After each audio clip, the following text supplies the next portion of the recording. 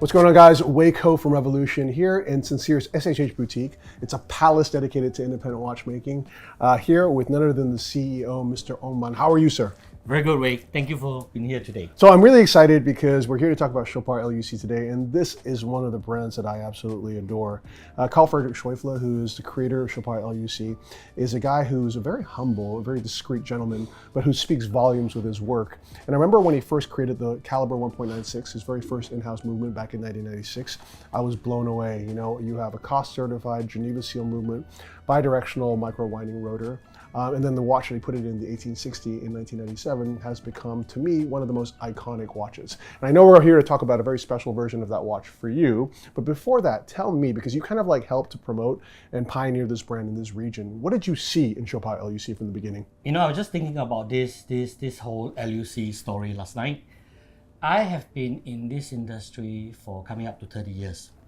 And it's quite amazing that I've been involved with the LUC work for the last 20 years. Wow. Okay? In the early 2000s, we spoke to Carl Friedrich Schäufele, and then we decided to embark on a partnership, okay, in those days in our Lucky Plaza Sincere store, to bring in the first collection of LUC into the Singapore market. And you know, for the last 20 years, I was just looking at the evolution of the design that has happened for the last 20 years. And once again, it comes back to the very basic. Right. It comes back to day one. It comes back basically to the romance we felt when we first saw the 1.96. And you know, we were blown away. And after 20 years, it's destined to be a iconic design because everyone is still blown away, you know. That's why in bringing out this SHH edition, we were determined to recreate that whole feel and the spirit of the 1.96, but in a modern way and with a lot of enhancement to make sure that it becomes very collectible for the lucky 12th recipient in the future. Phenomenal. Yeah. It's funny because when I look at this watch, it is clearly a modern watch in terms of its 40 mm diameter, but it fills me with a lot of like nostalgic kind of emotions as well, right? It brings me back to those, as you were saying, the early era of LUC in terms of a lot of its design cues, and especially the choice of yellow gold as well. Yeah. Tell me, okay, a little bit about this watch and about each detail that you selected. Okay. So we had a lot of discussion on the color of gold, okay? Right. So I was in the minority camp as usual. But I thought that, you know, to bring out an edition like this, we wanted to be pretty ahead in terms of color, in terms of design code. And I felt that yellow gold combination together with a regal dark blue like this makes the watch look very, very timeless. And it's got a very aristocratic feel to it. You know, this blue, Yes. this gold, and I think it just looked amazing. One of the enhancement that we decided to put on this reference is actually a hunter case back, right? Dude, that's so cool. It makes the movement very precious because you need to press the crown to activate the case back. That's amazing. And then you see the lovely movement inside. That's fantastic. And this movement, you know, like we always say, you know, great watches, you sell it a watch from the back, not from the front. You know, and this is exactly what we meant. Yeah. It's really interesting because if you look at the evolution of the market in the last couple of years, I think we're really firmly now in an era about authenticity, right? And I think people want real watchmaking, not like marketing with, you know, kind of like overly industrialized kind of movements and so on. I think they want real artisanship. And to me, this is an incredible example of all that, right? Yeah. I mean, let's start, for example, with the dial, right? So we have a Guilloche dial, which is the underlying material of the dial itself is gold, which is phenomenal, right? Then you have a yellow gold case with these beautiful like lugs, slim profile, and then you've incorporated a hunter caseback, which is really interesting because in 1997, the first batch of these 1860 watches actually had hunter casebacks. Yes. And they, I remember speaking to Carl Friedrich, and he said we stopped doing it because it was just so challenging and actually really expensive to create. So what gave you the idea to bring back the hunter caseback? We actually went through all the design from the archive Right. since the day we started working with LUC. And basically, we wanted to pick the best of the best to incorporate these 12 pieces edition.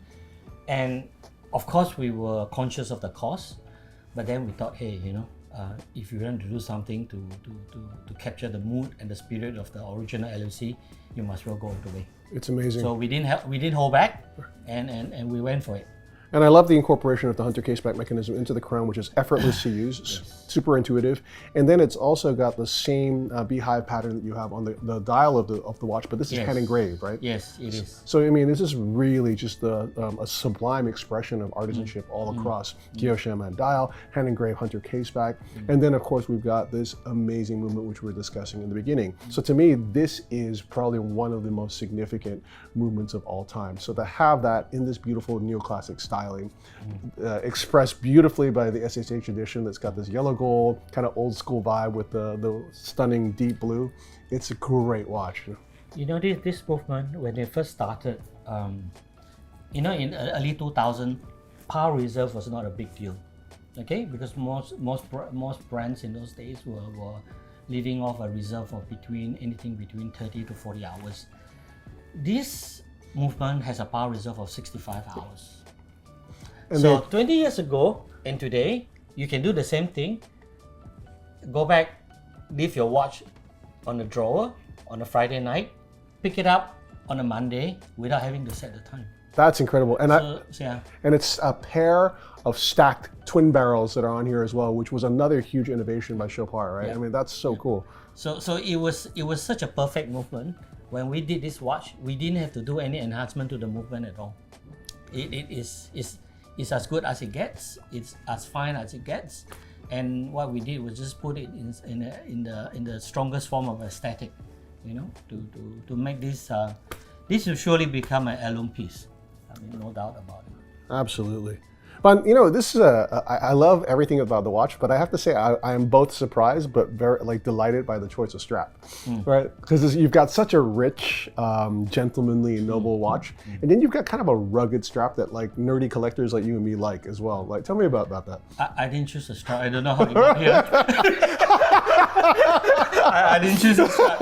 What actually is the strap? I don't know. Carl Frederick must have chosen it. I didn't choose it, so it's cool because I'm as surprised as you are, because I thought you'd come in a alligator strap. So it's funny because it's almost like this incredibly cool nobleman's watch, and then just to be a bit kind of suave because he's going to go driving his vintage car, he put it on this kind of this bad. So I think he's doing something that I have yet to understand. But when I see him in April, I'll ask him why he put on this strap. But why just 12 pieces? Firstly, I think with the Hunter caseback and all the enhancement that's been introduced, the price point is not low. Right. Okay, it's quite a pricey piece, and we felt that when we want to price at this level, we didn't want it to go sort of inverted comma mass. Right. Keep it low, and anyway. Having 12 happy owners in the future is more than enough for us. Yeah.